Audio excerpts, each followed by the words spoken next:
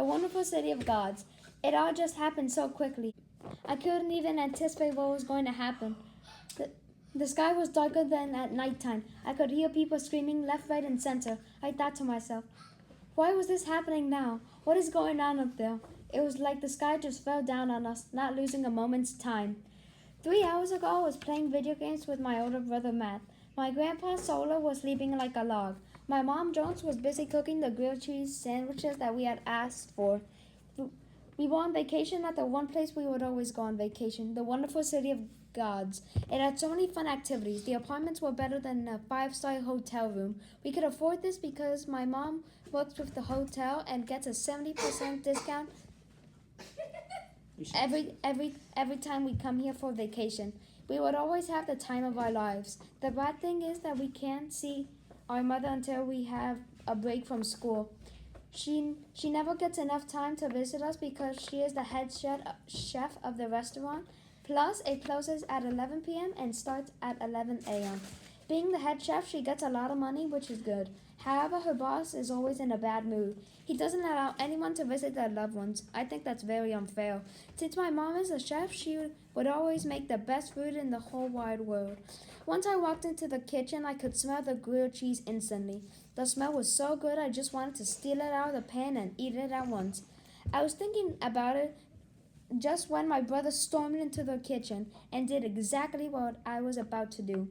My mom looked at him with fire in his eyes, spanked him with a wooden spatula, and then she yelled at him and sent him to his room. I was frozen in place, not gonna move. My life depended on it. I thought if I even move a muscle, my mom would think that it was my idea to do that. I regained control of my body after a couple of seconds after my pay flip. Mom set my grilled cheese down. It looked like it was the perfect grilled cheese. I sat down at the kitchen table with my grandpa and my mother and a friend of my mom called Maria. She was staying over so that she and my mom could talk about how the hotel is going to change and how some people may get fired. My mom was worried about that. After we finished saying our prayers, I ate part of my grilled cheese sandwich so fast that I moved faster than a cheetah. The taste was expected. The best grilled cheese sandwich I had ever had. Better than the one I ate yesterday. The gooiness of the cheese and the hardness of the bread made it such a great sandwich. Then all of a sudden, the roof suddenly collapsed. I fell off my seat and a meteor rock hit my face, then blacked out, not knowing what had happened in the last 10 seconds of my life. I woke up to the sound of rolling rocks and people screaming. I wake up to see that the hotel that I was in 30 minutes ago was gone. Everywhere I looked all around me, all I could see was rocks. It was like the rocks built a barrier to protect me. Just when I stood up, my brain started to hurt. Then I saw the gods fighting, and I'm in it. It was a short vision, and then the pain just went away, like nothing had ever happened. I stepped over the giant pile of rocks, and then what saw blew my mind. All I could see was a giant fire spreading all over the city and buildings tumbling down. I looked up at the sky and thought an eclipse was happening. I could also see giant meteors falling from the sky faster than the flash. I couldn't see where my family was at the time. I figured that they all woke up before me. Then I just wondered for a moment if they were. I didn't want to say that right now and wanted to keep a positive mindset. I started to walk straight and hope for the best. I couldn't see that far ahead of me. I didn't want to fall so that I would injure something. My leg was hurting a little bit when I woke up, so I couldn't walk as fast as I could. More and more smoke started to rise and my vision started to get blurry. I decided to close my eyes so that I wouldn't go blind. But then something or someone grabbed my hand. "Who are you and what are you doing?" I yelled. The thing didn't reply or even make a sound.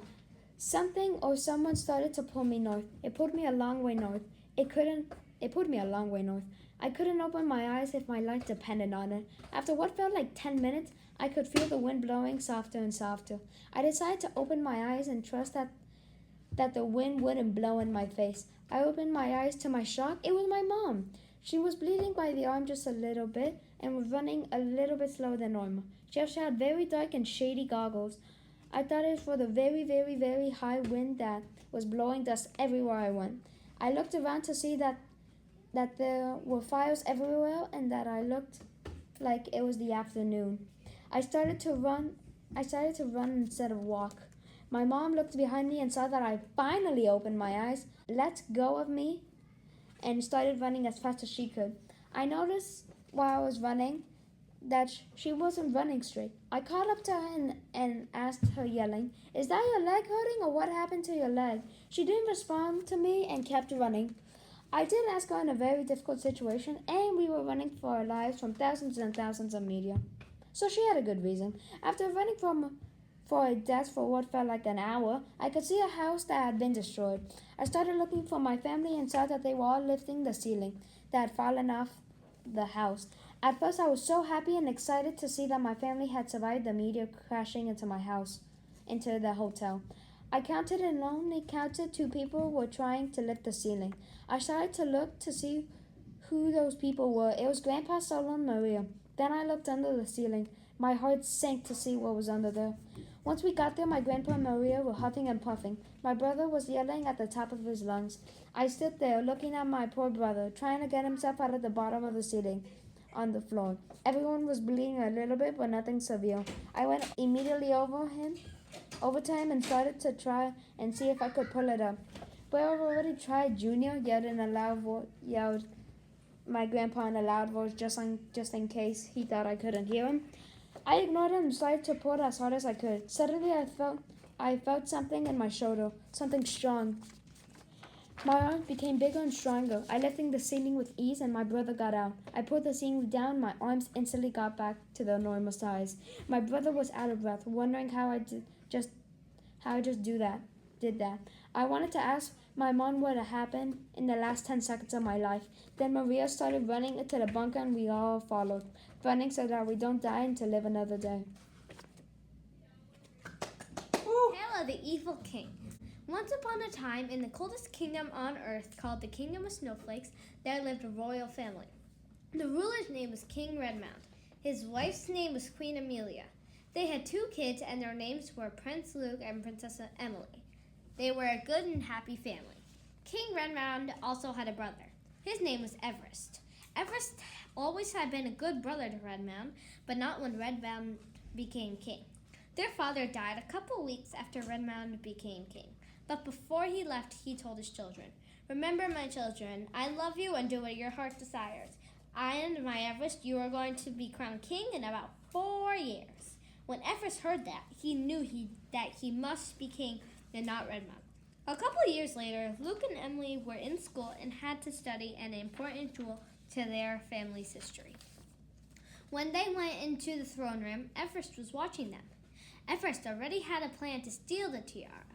It was to trip the kids with an invisible rope, then put a sleeping spell on them that lasted an hour or 2. Suddenly, the kids turned around and Everest got the rope out. The kids tripped and Everest heard footsteps. He quickly cast the sleeping spell, then King Redmount came in. "Everest, what are you doing with Emily and Luke?" "They fell asleep, so I'm going to put them in their beds." But actually, he was going to put them in a dungeon. After he snatched the tiara, making sure no one saw him. He wanted the tiara because it had a special jewel, and whoever wears it transforms into a ruler with a staff. Then the jewel listens to whoever is wearing it.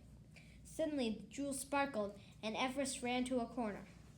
And a flash happened, and Everest transformed. He had a flowing red cape with a black suit. Also, the tiara changed into a crown. "I will rule the world! Ha ha ha ha ha!" He heard footsteps and quickly ran out of the room to the jewel room. Thankfully, the most powerful jewel was in the queen's hands. A staff suddenly appeared in front of Everest. "I will rule the world! Ha ha ha ha ha!"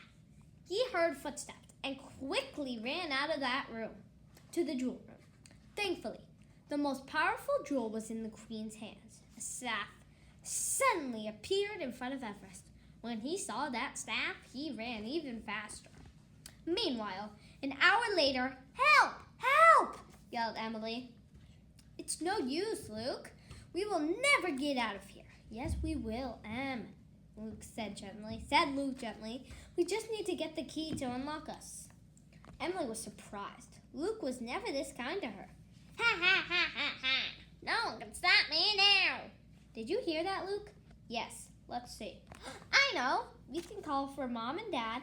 Then we can tell them where the key is. And also, I think I know who said the noise. Who? Page turn. Everest. What? Okay, let's do it. Help, Mom and Dad! We are in the dungeon! Meanwhile, in a different part of the castle, did you hear that, Reddy? Said Amelia. Yes, dear. It sounded like Em and Luke. Wait, they're in the dungeon. Let's go. The king and queen ran down the stairs to the dungeon and found their children locked in a cell. Mom, Dad, you're here, said Emily. Everest trapped us and he stole the tiara. Amelia freed the kids and they sat in a circle. Redmount thought for a second. Then he said, let's fight. I have a plan. Amelia, get your jewel out. Kids, get outside. I'll get my staff and meet me in the courtyard. Meanwhile, Everest stole all the magic in the kingdom. The kingdom loved magic, so since he stole the magic, the kingdom was dull. He made a cloud that could take him all over the kingdom. Then the royals got outside. The king said, Everest, give that crown back, otherwise we'll shoot our magic at you. Everest did not listen, so everyone shot their magic at Everest. At first he was fine, but then he started struggling and then gave up. The kingdom was rejoiced and Everest was weak. He lost all his magic and was sent to the dungeon. The crown was returned to its rightful place. The kingdom was bright and was happy, and everyone lived happily ever after. P.S. You don't think this was the end of the story, did you? Said Everest. The end.